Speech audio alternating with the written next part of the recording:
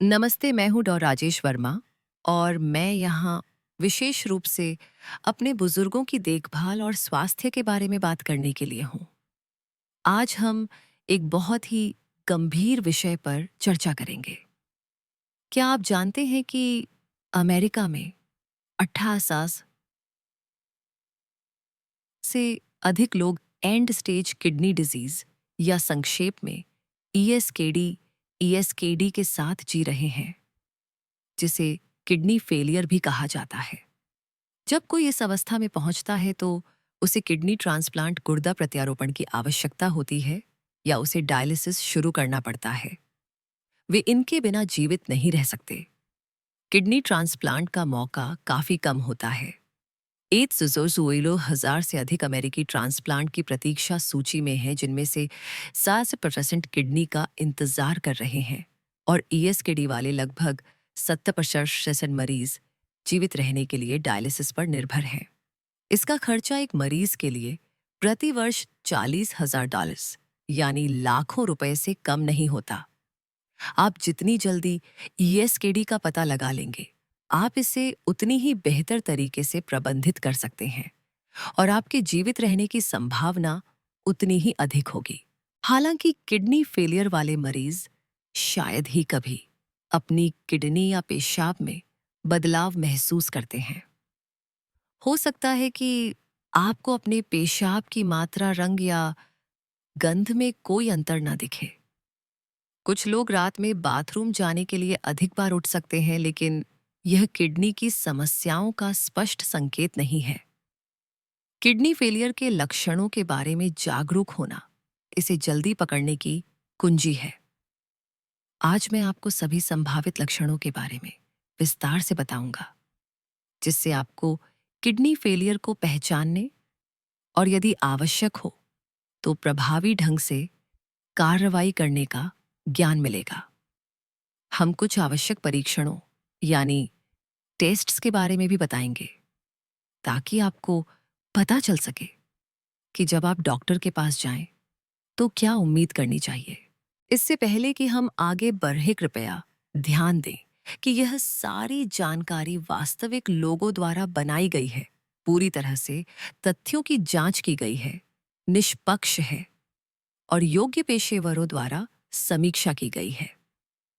तो kidney failure या ईएसकेडी क्या है? गुर्दे यानी किडनी का मुख्य कार्य रक्त को साफ करना, अतिरिक्त तरल पदार्थ और अपशिष्ट उत्पादों को छानना है। किडनी फेलियर या and stage kidney disease, chronic kidney disease यानी सीकेडी का अंतिम चरण या चरण 5 है। जब स्थिति इस चरण तक बढ़ जाती है तो गुर्दे गंभीर रूप से क्षतिग्रस्त हो जाते हैं और अपने आवश्यक कार्यों को करने की अपनी अधिकांश क्षमता खो देते हैं। ईएसकेडी उन रोगियों में विशेष रूप से आम है जिन्हें हाई ब्लड प्रेशर, हृदय रोग और मधुमेह, डायबिटीज जैसी बीमारियां हैं। ईएसकेडी की विशेषता विषाक्त पदार्थों का जमाव है, जिसे यूरेमिया कहा जाता है। इसका मतलब यह है कि तरल पदार्थ, इलेक्ट्रोलाइट्स, अपशिष्ट पदार्थ और अन्य विषाक्त पदार्थ, जिन्हें सामान्य रूप से पेशाब के माध्यम से बाहर निकल जाना चाहिए, वे रक्त में ही रह जाते हैं। यह कई गंभीर लक्षण पैदा करता है जो उन रोगियों के समग्र स्वास्थ्य को प्रभावित करते हैं जिन्हें ईएसकेडी है। अब हम ईएसकेडी के 9 सबसे सामान्य और महत्वपूर्ण लक्षणों के बारे में बात करेंगे। इन लक्षणों के बारे में जागरूक होने से आपको उन्हें जल्दी पहचानने और अपने डॉक्टर को सूचित करने में मदद मिलेगी। क्या देखना है, यह जानने से किडनी की खराबी को प्रबंधित करने और आपके जीवन की गुणवत्ता में सुधार करने में फर्क पड़ेगा। पहला संकेत है थकान। गंभीर सीकेडी वाले लोगों द्वारा अनुभव किए जाने वाले सबसे आम लक्षणों में से एक लगातार थकान है। जब आपके गुर्दे ठीक से काम नहीं करते हैं तो आपके रक्त में विषाक्त पदार्थ और गंदगी जमा हो जाती है और इससे आपको बहुत थकावट महसूस हो सकती है। इसके अलावा आपके गुर्दे एरिथ्रोपोइटिन नामक एक हार्मोन कम बनाते हैं जो आपके शरीर को लाल रक्त कोशिकाओं रेड ब्लड सेल्स का उत्पादन करने में मदद करता है। लाल रक्त कोशिकाओं की कमी से एनीमिया खून की कमी हो जाता है जिससे थकान और बढ़ जाती है। सीकेडी वाले मरीज जिन्हें मधुमेह, हाई ब्लड प्रेशर, पहले दिल का दौरा पड़ने का इतिहास, अवसाद या नींद की समस्या भी है, वे अक्सर विशेष रूप से थका हुआ महसूस करते हैं। शरीर में गंदगी का जमाव और एनीमिया का संयोजन रोजमर्रा के कार्यों को मुश्किल बना सकता है।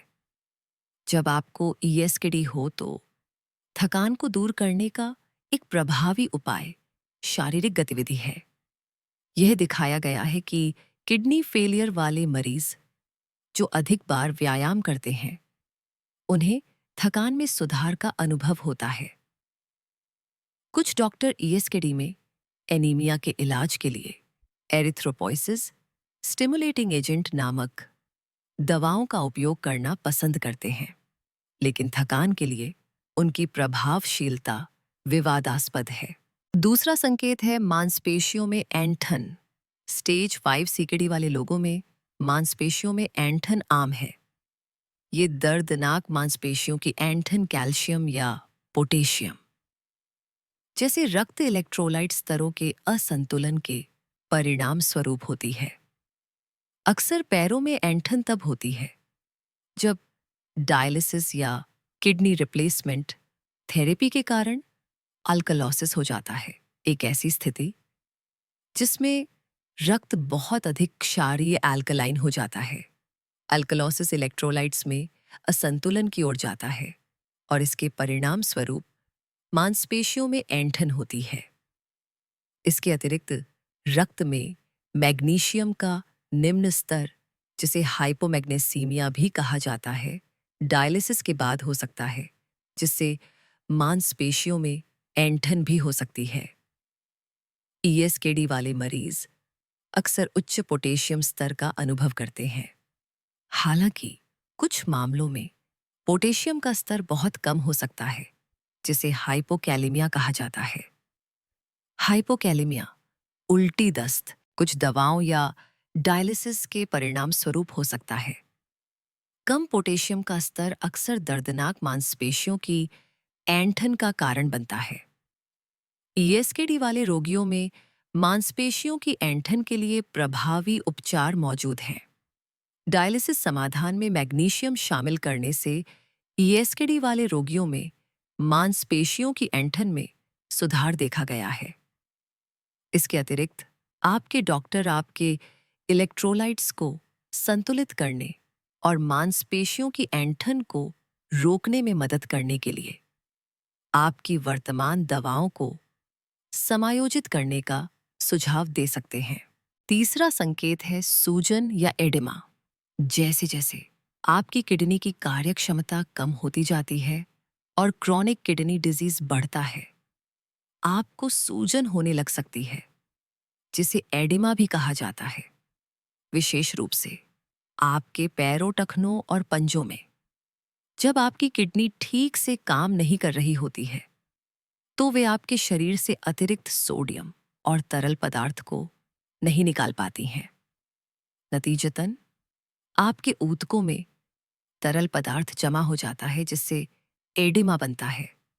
हृदय रोग, बिगड़ा हुआ परिसंचरण, अन्य किडनी की समस्याओं या लिवर की बीमारी वाले लोगों को एडिमा का अनुभव होने की अधिक संभावना होती है। आपके डॉक्टर आमतौर पर मूत्रवर्धक डायूरेटिक्स नामक दवाओं के साथ एडिमा का इलाज करेंगे। इन दवाओं के कारण आप अधिक पेशाब करते हैं, जिससे जमा हुआ कुछ तरल पदार्थ निकल जाता है। एडिमा को कम करने का एक और तरीका है अपने आहार में नमक की मात्रा कम करना। सोडियम का सेवन प्रतिदिन लगभग 2.3 ग्राम तक सीमित करने से एडिमा में कमी देखी गई है। क्या आप अब तक हमारी बातों का आनंद ले रहे हैं? यदि हाँ, तो कृपया वीडियो को लाइक करके हमें कुछ संकेत दें और हम इस तरह की और सामग्री बनाएंगे। चौथा संकेत है भूख कम लगना और कम खाना। उन्नत किडनी रोग वाले लोगों के लिए भूख में कमी एक आम समस्या है। जैसे जैसे आपके रक्त में गंदगी और अन्य विषाक्त पदार्थ जमा होते हैं, कुछ लोग खाने में कम रुचि महसूस करते हैं। भूख न लगना अक्सर सीकेडी के शुरुआती चरणों में भी दिखाई देता है।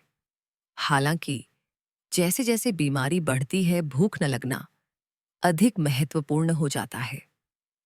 सीकेडी में भूख और भोजन का सेवन कम होने के अन्य संबंधित कारणों में मुंह या पेट की समस्याएं, डायलिसिस उपचार और मानसिक स्वास्थ्य चिंताएं शामिल हैं। यदि आपको मधुमेह और सीकेडी है तो आपको समय के साथ भूख कम होने का अनुभव होने का अधिक जोखिम है। मधुमेह उन नसों को नुकसान पहुंचा सकता है जो गैस्ट्रिक खाली करने और आपके भरे होने की भावना को नियंत्रित करती हैं, जिसे डायबिटिक गैस्ट्रोपैसिस कहा जाता है। आपको लगातार ऐसा लग सकता है कि आपका पेट भरा हुआ है, भले ही आपने हाल ही में भोजन नहीं किया हो, क्योंकि आपके पेट से भोजन की सामग्री धीरे धीरे खाली होती है। और अगर आप खाते भी हैं तो आपको मतली, उल्टी और पेट में दर्द हो सकता है। यह ध्यान रखना महत्वपूर्ण है कि अपनी पोषण संबंधी आवश्यकताओं को पूरा न करने से सीकेडी और खराब हो सकता है। इसलिए अपने किडनी विशेषज्ञ की पोषण संबंधी सलाह का पालन करना आवश्यक है। डॉक्टर इन मामलों में भूख बढ़ाने के लिए मेगास्ट्रोल एसीटेट जैसी भूख उत्तेजक दवाओं की सिफारिश कर सकते हैं। भूख बढ़ाने वाली दवाओं से होने वाले दुष्प्रभावों जैसे अधिक जलयोजन, अत्यधिक वजन बढ़ना और उच्च रक्त शर्करा की निगरानी करना भी बहुत महत्वपूर्ण है। पांचवा संकेत है खुजली। लगातार खुजली होना, जिसे प्रूरिटस कहा जाता है, ईएसकेडी वाले लोगों के लिए एक प्रचलित लक्षण है। हेमोडायलिसिस पर 40% से अधिक रोगियों को यह समस्या होती है। कुछ मामलों में यह इतना गंभीर होता है कि नींद में खलल डालता है, जबकि प्रूरिटस के कारण स्पष्ट नहीं है। ऐसा माना जाता है कि यह रक्त में सूजन वाले अणुओं और प्रतिरक्षा कोशिकाओं की बढ़ी हुई उपस्थिति, ओपियोइड रिसेप्टर्स में असंतुलन और विषाक्त पदार्थों और इलेक्ट्रोलाइट्स के जमा होने के परिणाम स्वरूप होता है। आपके डॉक्टर आपकी डायलिसिस की खुराक को समायोजित करके या गैबापेंटिन या प्रीगैबलिन फोटोथेरेपी या ओपियोइड रिसेप्टर मॉड्यूलेटर जैसे उपचारों का उपयोग करके प्रूरिटस का इलाज कर सकते हैं। छठा संकेत है सांस की तकलीफ। ऐसा महसूस करना डरावना हो सकता है कि आप सांस नहीं ले पा रहे हैं। इसे डिस्पेनिया कहा जाता है और यह गंभीर किडनी रोग का एक खतरनाक लक्षण है, जिसके कई संभावित कारण हैं।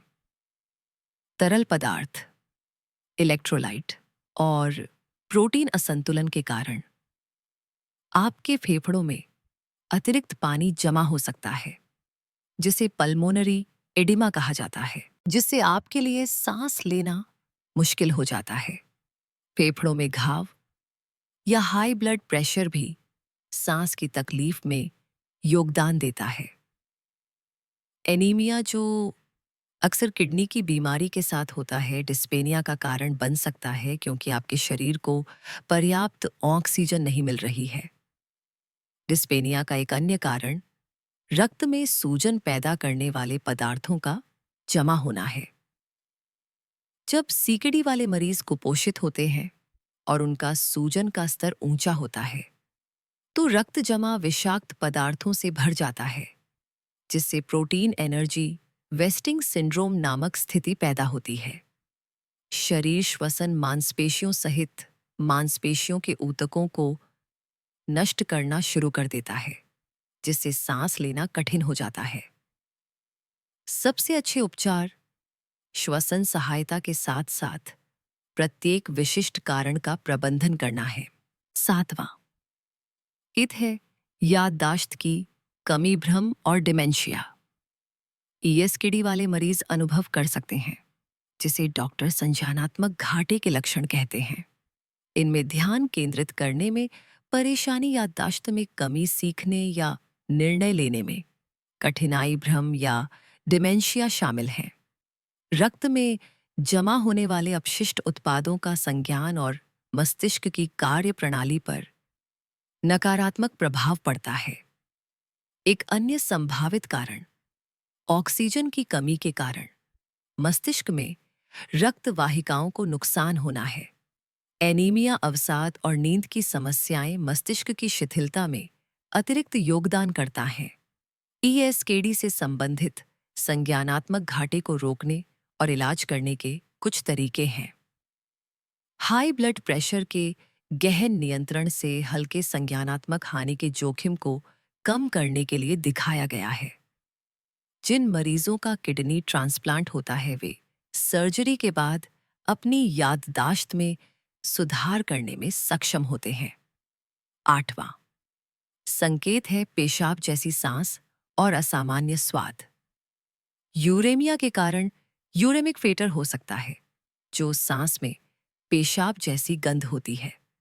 पिछले लक्षणों के समान, जब गुर्दे पेशाब में अपशिष्ट पदार्थों को बाहर नहीं निकाल रहे होते हैं, तो वे रक्त में जमा हो जाते हैं।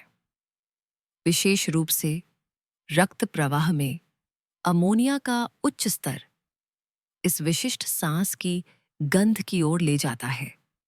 कुछ रोगियों को अपने मुंह में असामान्य या धात्विक मेटालिक स्वाद भी महसूस होता है, जिसे डिस्गुसिया कहा जाता है।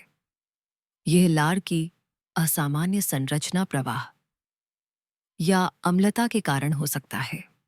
द्रव असंतुलन और इलेक्ट्रोलाइट और विषाक्त पदार्थों का जमाव डिस्गुसिया के अन्य कारण हैं। इस समस्या का एक संभावित समाधान माउथवॉश का उपयोग करना है। विशेष रूप से बाइकार्बोनेट माउथवॉश अपशिष्ट पदार्थों के जमा होने से उत्पन्न खराब स्वाद में सुधार करता है। चूंकि ईएसकेडी वाले रोगियों में खराब मौखिक स्वच्छता की भी सूचना मिली है, इसलिए अपने मौखिक स्वास्थ्य का आकलन करने के लिए अपने दंत चिकित्सक डेंटिस्ट के साथ जांच करना उचित है। 9वां संकेत है त्वचा में बदलाव। ईएसकेडी वाले लगभग 40% रोगियों में त्वचा का रंग बदलना और पीली या फीकी त्वचा मौजूद होती है, और वे आमतौर पर एनीमिया के परिणाम स्वरूप होते हैं। अन्य रोगियों को हार्मोनल असंतुलन के कारण त्वचा का काला पड़ना, जिसे हाइपरपिगमेंटेशन भी कहा जाता है, का अनुभव हो सकता है। हीमोग्लोबिन के स्तर को बढ़ाकर अक्सर पीलापन सुधारा जाता है। यदि आप हाइपरपिगमेंटेशन से जूझ रहे हैं, तो सनस्क्रीन का उपयोग करने से आपको इसे खराब होने से रोकने में मदद मिलेगी। इसके अतिरिक्त पेशाब को पीला बनाने वाले पदार्थों का जमाव त्वचा को पीलापन देता है। ईएसकेडी वाले रोगियों में बहुत शुष्क त्वचा भी आम है, जिसे जेरोसिस कहा जाता है। इस सूखेपन का सटीक कारण पूरी तरह से समझा नहीं गया है। हालांकि ऐसा माना जाता है कि यह त्वचा के तेल और पसीने की ग्रंथियों के सिकुड़ने और कम काम करने के कारण होता है, जिससे त्वचा निर्जलित हो जाती है। अपने हाथों को धोने, शॉवर लेने और कम बार नहाने से जेरोसिस कम हो जाता है। मॉइस्चराइजिंग लोशन का उपयोग करना और ऐसे कपड़ों से बचना जो आपकी त्वचा में जलन पैदा करते हैं भी सहायक उपाय हैं। यदि त्वचा में परिवर्तन गंभीर या परेशान करने वाले हैं, तो आपके त्वचा विशेषज्ञ आपकी उपस्थिति और आराम को बेहतर बनाने में मदद करने के लिए उपचार और व्यक्तिगत सलाह दे सकते हैं। किडनी की बीमारी का जल्द पता लगाना इसे प्रभावी ढंग से प्रबंधित करने के लिए महत्वपूर्ण है। आपके डॉक्टर को किडनी की समस्याओं के गंभीर होने से पहले उनका निदान करने में मदद करने के लिए कई प्रमुख परीक्षण उपलब्ध हैं। किडनी की बीमारी का जल्द पता लगाने के लिए कुछ सबसे सामान्य परीक्षण हैं। पहला, सीरम क्रिएटिनिन स्तर। यह परीक्षण आपके रक्त में क्रिएटिनिन के स्तर को मापता है। क्रिएटिनिन एक अपशिष्ट उत्पाद है और उच्च स्तर खराब किडनी समारोह का सुझाव देते हैं। किडनी रोग के लिए एक प्राथमिक मार्कर, इस परीक्षण का उपयोग ग्लोमेरुलर फिल्ट्रेशन रेट या संक्षेप में जीएफआर की गणना करने के लिए किया जाता है। जीएफआर अनुमान लगाता है कि आपकी किडनी आपके रक्त को कितनी अच्छी तरह छान रही है। यदि आपका क्रिएटिनिन स्तर उच्च है और आपका जीएफआर लगातार कम है, तो आपके डॉक्टर आपको सीकेडी का निदान करेंगे। दूसरा, ब्लड यूरिया नाइट्रोजन या बीयूएन स्तर। यह एक और रक्त परीक्षण है। यह आपके रक्त में यूरिया नाइट्रोजन को मापता है। बढ़ा हुआ स्तर यह संकेत दे सकता है कि आपकी किडनी अपशिष्ट को ठीक से नहीं छान रही है। तीसरा, मूत्र प्रोटीन स्तर। पेशाब में प्रोटीन की जांच करना, जिसे प्रोटीन यूरिया भी कहा जाता है, किडनी की बीमारी का निदान करने में भी मदद करता है। स्वस्थ किडनी पेशाब में न्यूनतम मात्रा में प्रोटीन उत्सर्जित करती है, इसलिए प्रोटीन यूरिया इंगित करता है कि वे सही ढंग से काम नहीं कर रही हैं। चौथा, अल्ट्रासाउंड। यह विधि किडनी की छवियां बनाने के लिए ध्वनि तरंगों का उपयोग करती है। यह सीकेडी के जोखिम वाले रोगियों की पहचान करने के लिए संरचनात्मक समस्याओं या रक्त प्रवाह में अनियमितताओं का पता लगाने में मदद करता है। ईएसकेडी के प्रबंधन के लिए स्थिति के कारण और गंभीरता के लिए विशिष्ट उपचारों के संयोजन की आवश्यकता होती है। यहाँ 4 मुख्य उपचार विकल्पों का अवलोकन दिया गया है। पहला, दवाएं। ईएसकेडी सहित क्रॉनिक किडनी डिजीज के प्रबंधन में दवाएं महत्वपूर्ण हैं।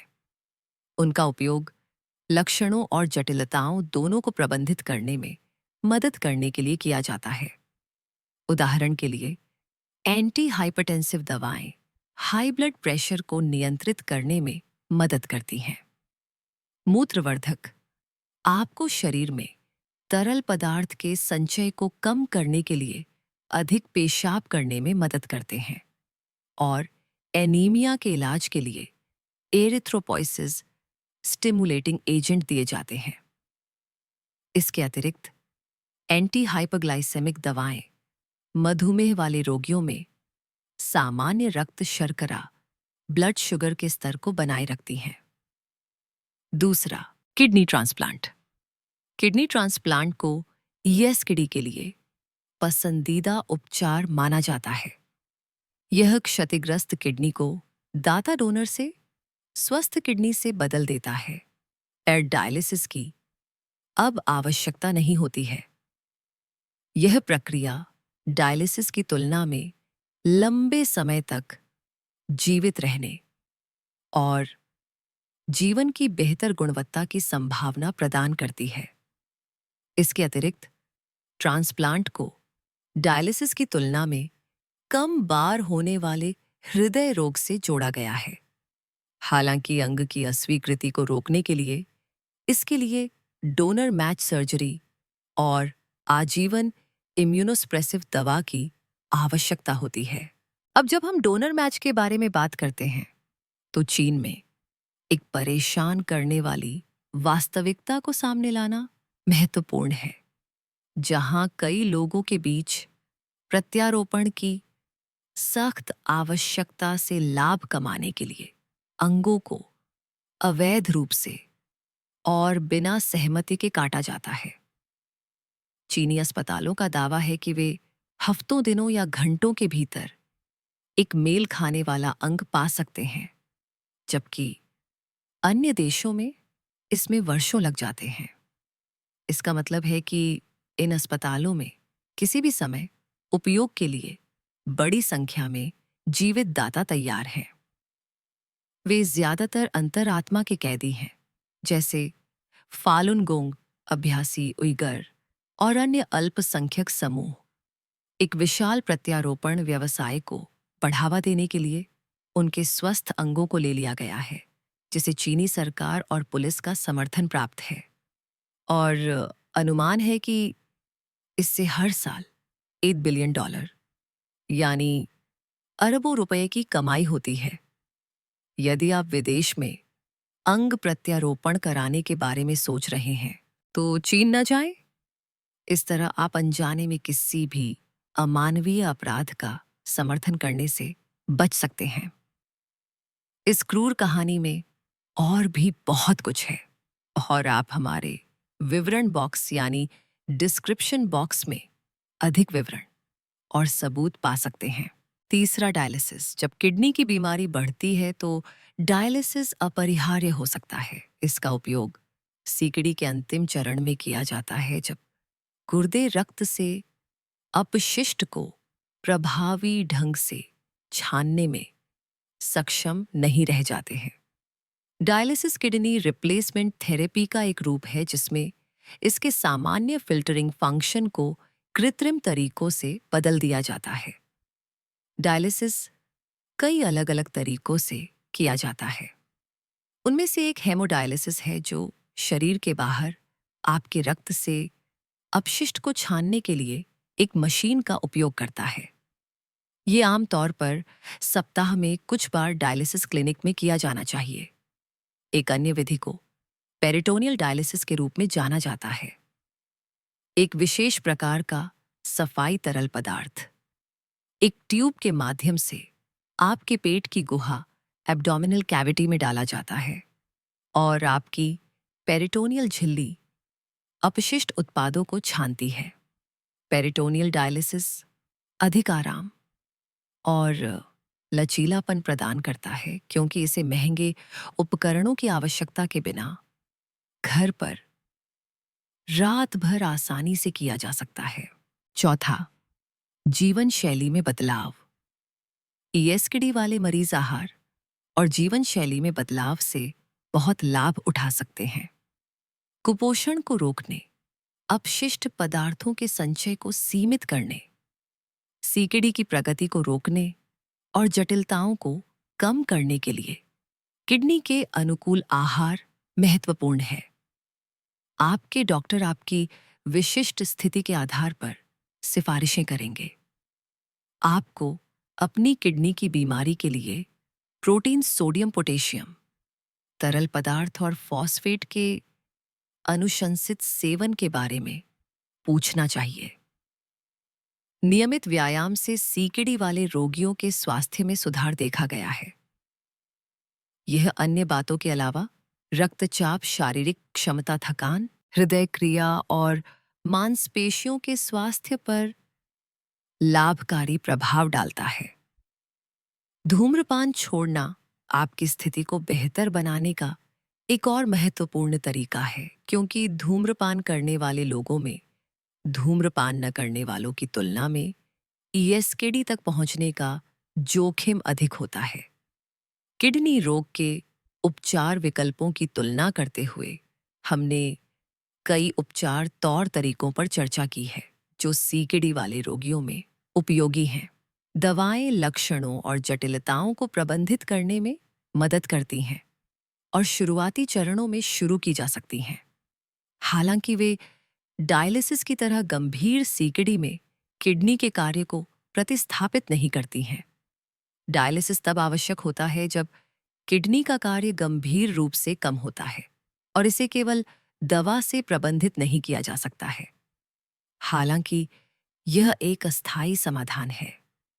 एक प्रत्यारोपण किडनी के कार्य में अधिक स्थायी सुधार प्रदान करता है, लेकिन इसमें जटिल सर्जिकल और सर्जरी के बाद की देखभाल शामिल है।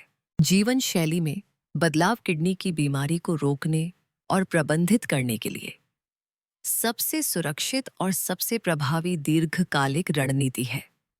जब दवाओं और अन्य उपचारों के साथ जोड़ा जाता है तो ये परिवर्तन अधिक आक्रामक उपचारों की आवश्यकता में देरी करने में मदद करते हैं।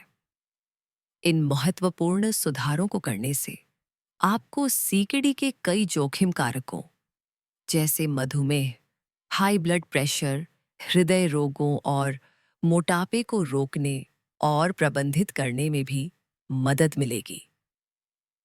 इसके अतिरिक्त उचित आहार सुनिश्चित करना, उचित द्रव प्रबंधन बनाए रखना, नियमित व्यायाम करना और उच्च रक्तचाप और मधुमेह जैसे जोखिम कारकों को नियंत्रित करना रोग की प्रगति को महत्वपूर्ण रूप से प्रभावित करेगा। इन सिद्धांतों को समझकर आप सीकेडी के साथ अपने जीवन की गुणवत्ता में सुधार करने की दिशा में काम करने के लिए जीवन शैली में संशोधन का उपयोग करने में सक्षम होंगे। अपने किडनी विशेषज्ञ के साथ नियमित अनुवर्ती कार्रवाई यानी फॉलोअप बनाए रखने से आप अपनी उपचार यात्रा के दौरान सबसे उपयुक्त देखभाल प्राप्त कर सकेंगे। हम इस चर्चा के अंत में आ गए हैं। इसे देखने के लिए धन्यवाद। आज के विषय से सबसे महत्वपूर्ण सीख ये है कि ईएसकेडी के लक्षणों को पहचानना और समझना आपके जीवन की गुणवत्ता में काफी सुधार कर सकता है। थकान, खुजली, एडिमा या सांस की तकलीफ जैसे लक्षणों का जल्दी पता लगाना और प्रबंधन करना आपको बीमारी के साथ अधिक आराम से जीने में मदद करेगा। याद रखें, अपने किडनी विशेषज्ञ के निकट संपर्क में रहना और उपचार और जीवन शैली में बदलाव पर उनकी सलाह का पालन करना महत्वपूर्ण है। चाहे वह दवा, डायलिसिस या आहार और आदतों में बदलाव के माध्यम से हो, ये छोटे कदम बड़ा बदलाव ला सकते हैं। सूचित रहना और अपने स्वास्थ्य के बारे में सक्रिय रहना आपको ईएसकेडी को अधिक प्रभावी ढंग से प्रबंधित करने और अपनी समग्र भलाई में सुधार करने के लिए सशक्त बनाएगा। हम आशा करते हैं कि यह जानकारी आपको या आपके प्रियजनों को किडनी फेलियर की चुनौतियों से निपटने में मदद करेगी। एक महत्वपूर्ण सबक मेरे प्यारे दोस्तों और बुजुर्गों, याद रखें कि इलाज से बेहतर बचाव है। अपने शरीर की छोटी छोटी चेतावनियों को नजरअंदाज न करें। आपकी सेहत ही आपकी सबसे बड़ी पूंजी है। नियमित जांच और संयमित जीवन शैली अपनाकर आप एक खुशहाल और लंबा जीवन जी सकते हैं। अब हम अपने सभी वर्तमान सब्सक्राइबर्स और दर्शकों को बहुत बड़ा धन्यवाद देना चाहते हैं। आपका समर्थन हमें मूल्यवान सामग्री साझा करना जारी रखने के लिए प्रेरित करता है। अगर आपको यह जानकारी फायदेमंद लगी हो तो कृपया नीचे कमेंट में अपने विचार लिखें। हमारे चैनल को सब्सक्राइब करें और बेल आइकन दबाएं और ऑल नोटिफिकेशंस चालू करें ताकि आप कभी भी जीवन रक्षक वीडियो को मिस न करें।